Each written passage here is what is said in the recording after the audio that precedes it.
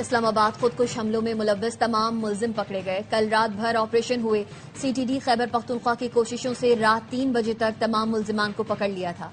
वज़ीर दाखिला मोहसिन नकवी की प्रेस कॉन्फ्रेंस, कहा पेशावर और नौशेरा में छापों के दौरान एक एहलकार शहीद और कुछ जख्मी हुए। हमले का मास्टरमाइंड अफगान शहरी भी पकड़ा गया। कलदम दाइश से ताल्लुक है। हमलावर की ट्रैवल हिस्ट्री की वजह से मुजरिमान तक पहुंचे। हमले की मंसूबाबंदी और ट्रेनिंग अफगानिस्तान में हुई।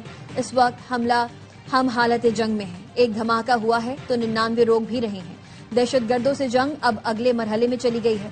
दहशतगर्दों के पास अमरीकी असलहा और टेक्नोलॉजी है। हम खुद को अपग्रेड कर रहे हैं, लेकिन इस तेजी से नहीं कर रहे जैसे करना चाहिए। काश बता सकूं सिक्योरिटी इदारों की क्या रिक्वायरमेंट है जो हम नहीं दे पा रहे।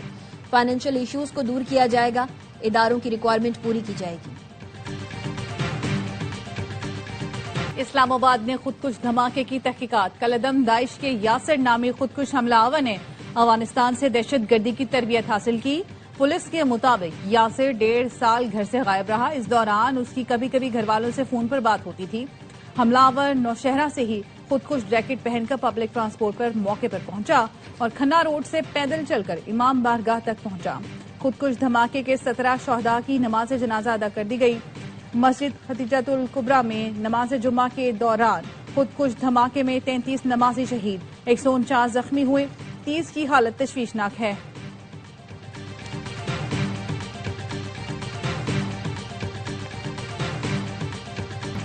दहशतगर्दों की तमाम फंडिंग भारत कर रहा है। भारत ने मई की जंग के बाद 3 गुना बजट बढ़ाया।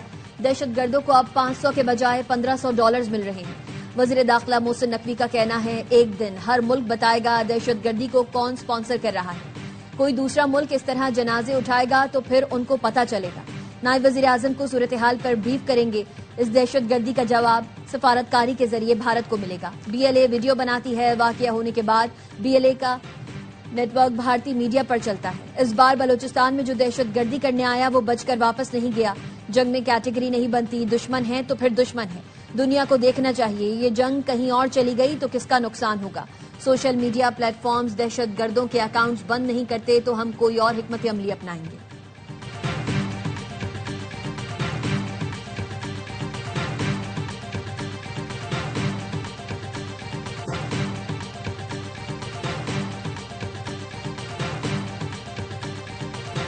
ढील दी, मारा खींचा, वो देखो लड़ गया पेचा। बसंत का दूसरा रोज, लाहौरी छतों से उतरने का नाम नहीं ले रहे। पतंगबाजी के साथ दावतों का भी एहतमाम, खाबों के साथ भंगड़े।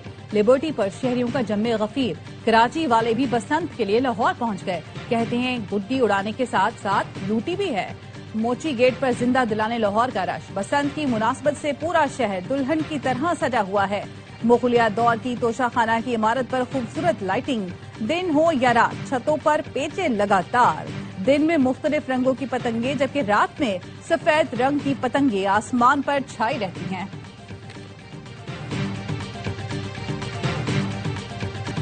गैर मुल्की शहरी भी पतंगबाजी के लिए अंदरून लाहौर पहुंच गए। वजीर इत्तलात पंजाब अज़मा बुखारी ने इस्तकबाल किया। गैर मुल्की शहरियों का कहना था, सुना था लाहौर जिंदा दिलों का शहर है, आज देख लिया। हुकूमत पंजाब का बसंत मनाने का फैसला खुश आइंद है। इस्लामाबाद से आई फैमिली बसंत मनाने लिबर्टी चौक पहुंच गई। पंजाब के महकमे सयाहत की जानिब से भी बसंत मनाने का सिलसिला जारी।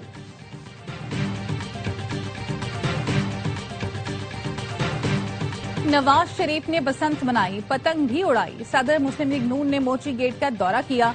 अंदरून शहर में बसंत की रौनकें देखी, गुड्डी भी उड़ाई। कहा इस बार डोर बहुत बारीक है, ये अच्छी बात है। बसंत मोहतात अंदाज में मनानी चाहिए ताकि जानी नुकसान न हो।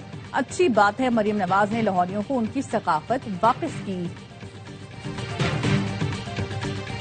लाहौर की बसंत दहशतगर्दों के मुंह पर तमाचा है। बसंत के लिए लाहौर जाना था, इस्लामाबाद बाकी की वजह से ना जा सका। लाहौर जाकर मुझे ये कहना था कि बसंत तुम्हारी मगर पतंग हमारी। गवर्नर सिंध कामरान खान तिसूरी कहते हैं, कौम के हौसले पतंग की तरह ऊंचे उड़ रहे हैं। मुल्क की तरक्की के लिए माशी इस्तेहकाम जरूरी है।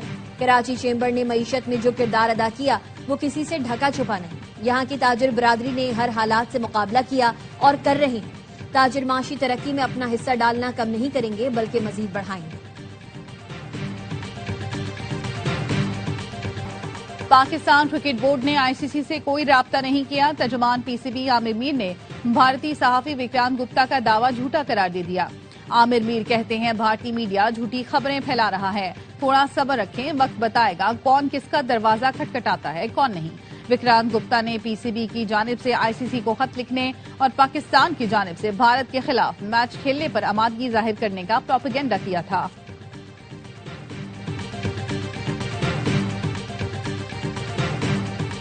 आसान मैच मुश्किल बनाकर जीतना कोई इनसे सीखे। पाकिस्तान ने टी20 वर्ल्ड कप के पहले मैच में सांसें अटका दी। नेदरलैंड्स के खिलाफ 3 गेंद पहले 3 विकेटों से कामयाबी हासिल की। फहीम अशरफ की शानदार बैटिंग आखिरी ओवर में मैच जितवा दिया। नेदरलैंड्स ने 148 रन का हदफ दिया। पाकिस्तान ने हदफ के ताकुब में अच्छी शुरुआत की, लेकिन 90 रन पार करते ही टीम डगमगा गई। 16 रन पर 5 विकेटें गंवा दी। आखिरी 2 ओवर्स में 29 रन दरकार थे। फहीम अशरफ ने 19वें ओवर में 3 छक्के और 1 चौके की मदद से 24 रन बनाकर मैच का पासा पलट दिया। कप्तान सलमान आगा ने जीत का क्रेडिट फहीम अशरफ को दे दिया। कहा, बॉलर्स और फहीम अच्छा खेले, बैटिंग में बेहतरी की जरूरत है।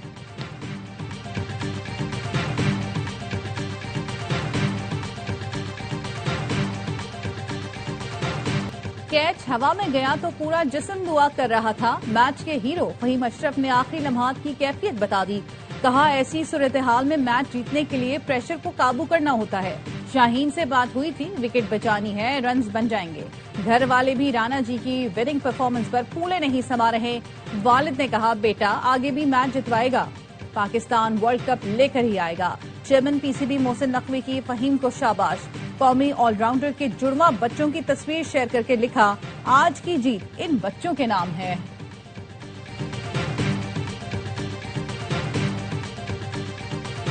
बाबर कैच ड्रॉप नहीं करता, लेकिन खुद ड्रॉप हो सकता है। बैटिंग में पाकिस्तान की रीढ़ की हड्डी अब बोझ बनने लगी। स्टार बल्लेबाज की मुसलसल खराब कारकर्दगी के बाद टीम सिलेक्शन पर सवाल उठने लगे। कप्तान सलमान आगा कह चुके हैं, बाबर आजम कॉम्बिनेशन में फिट न हुए तो ड्रॉप कर देंगे।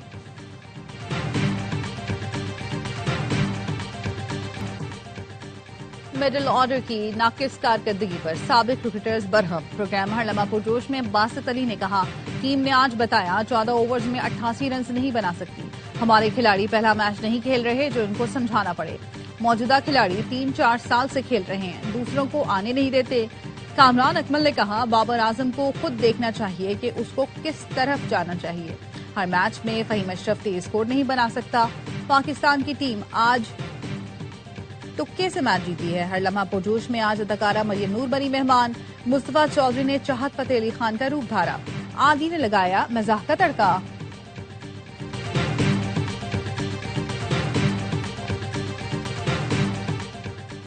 पीएसएल में हैदराबाद टीम के नाम का ऐलान कर दिया गया। नई टीम का नाम हैदराबाद किंग्समैन होगा। हैदराबाद के नया स्टेडियम में टीम के लोगों की भी रुनुमाई। तकरीब में शायकीन की बड़ी तादाद में शिरकत।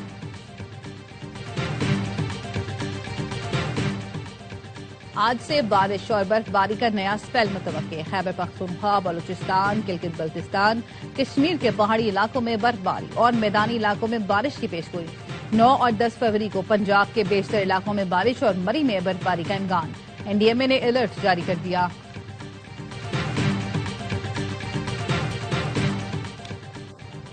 सुप्रीम कोर्ट ने पीटीआई क़यादत और वकला से मुलाकातों का एलामिया जारी कर दिया। 30 जनवरी को पीटीआई वकला ने रजिस्ट्रार सुप्रीम कोर्ट से मुलाकात की। सलमान अकरम राजा चीफ जस्टिस पाकिस्तान से मिले।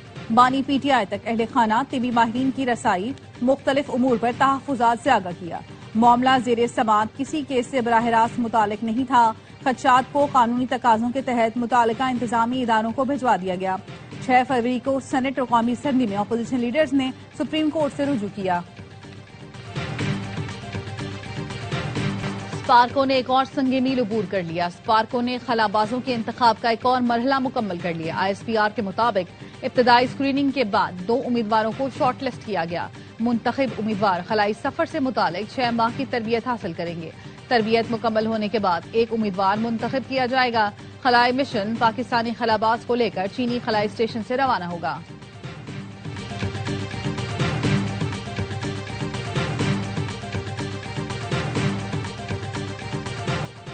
ईरान और अमरीका मुज़ाकरात जारी रखने पर मुत्तफिक। ईरानी वज़ीर ख़ारजा अब्बास अराग़ची ने दोहा में इंटरव्यू के दौरान बताया, अमेरिका के साथ जौहरी मुज़ाकरात का अगला दौर अभी तय नहीं हुआ। दोनों फरीक बातचीत जल्द शुरू करने पर मुत्तफिक हैं। मुज़ाकरात का तरीकाकार अहम नहीं, बल्कि एजेंडा और संजीदगी अहम है। ओमान में होने वाले मुज़ाकरात सिर्फ एटमी मामले तक महदूद थे। यूरेनियम की अफजूदगी ईरान का नाकाबिले तरदीद हक है, जिसे बमबारी से खत्म नहीं किया जा सकता। हमारे पास जंग और सिफारतकारी दोनों ऑप्शन मौजूद हैं। अगर अमेरिका ने हमला किया तो खित्ते में मौजूद उनके तमाम फौजी अड्डे हमारा निशाना होंगे। अब फैसला अमेरिका पर है कि वो मुज़ाकरात या जंग में से कौन सा रास्ता इख्तियार करता है।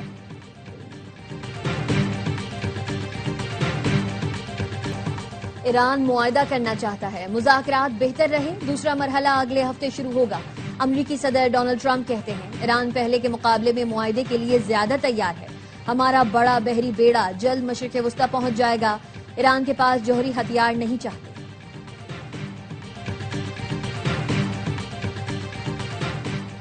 गजा की तामीन नौ की फंड रेजिंग के लिए बोर्ड ऑफ पीस का इजलास बुलाने को मुशावरत। अमरीकी मीडिया के मुताबिक white house board of peace के तहत आलमी रहनुमाओं का पहला इजलास 19 फरवरी को कराने पर गौर कर रहा है। इजलास की तैयारी इब्तदाई मराहिल में है, तारीख में तब्दीली मुमकिन है।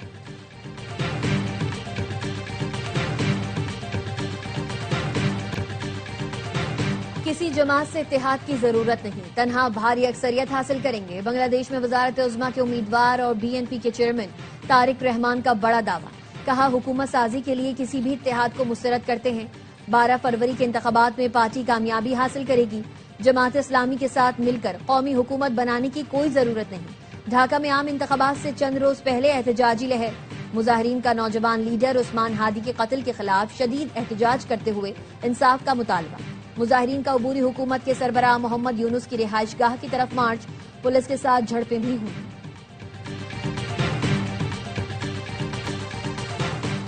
इसराइली फौज ने जनूबी लेबनान के सरहदी इलाके में कीमियाई मवाद का छिड़काव कर दिया। लेबनान के वजीर माहौलियात ने इसराइली तैयारों के मुश्तबा कीमियाई मवाद स्प्रे करने की तस्दीक कर दी। कहा, कीमियाई मवाद की नौइयत जानने के लिए नमूने हासिल किए जा रहे हैं। और हजरत लाल शहबाज कलंदर के 774वें उर्स की तकरीबात लाखों अकीदतमंद सेहवन पहुंच गए। सिक्योरिटी के सख्त इंतजाम, पहले रोज मलाखड़ा समेत सकाफती प्रोग्राम मुनाकिद किए जाएंगे।